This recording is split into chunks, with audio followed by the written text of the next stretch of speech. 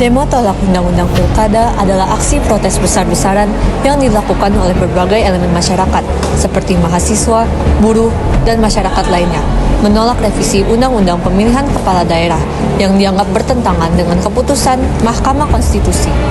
Demonstran menilai revisi tersebut mengabaikan keputusan MK yang sudah final dan berpotensi merusak demokrasi, serta membuka peluang politik oligarki.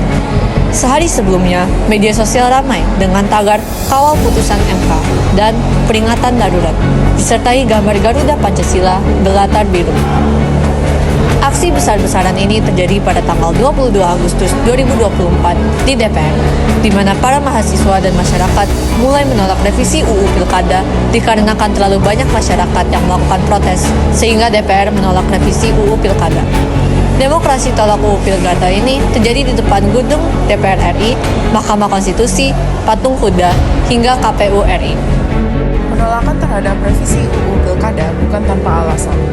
Revisi sulit diterima oleh masyarakat sebab isi revisi tersebut menjunjung tinggi kepentingan nepotisme dan politik dinasti yang berpotensi menggerogoti sistem demokrasi dari dalam.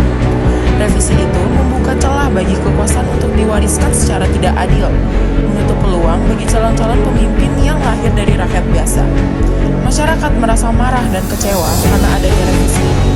Dan saat mereka melakukan aksi protes, DPR secara terang-terangan mengabaikan MK dan berusaha mengubah keputusan MK yang seharusnya merupakan keputusan yang final. Demo besar-besaran yang terjadi pada 22 Agustus 2024 sebagai bentuk penolakan terhadap revisi UU Pilkada membawa sejumlah dampak bagi berbagai aspek kehidupan masyarakat. Aksi tersebut mengganggu ketertiban umum, terutama dengan menyebabkan kemacetan parah dan terganggunya aktivitas masyarakat di pusat kota. Bentrokan antara demonstrasi dan aparat keamanan juga memicu kekerasan yang mengakibatkan korban luka serta merusak fasilitas umum seperti pagar gedung pemerintahan dan halte bus.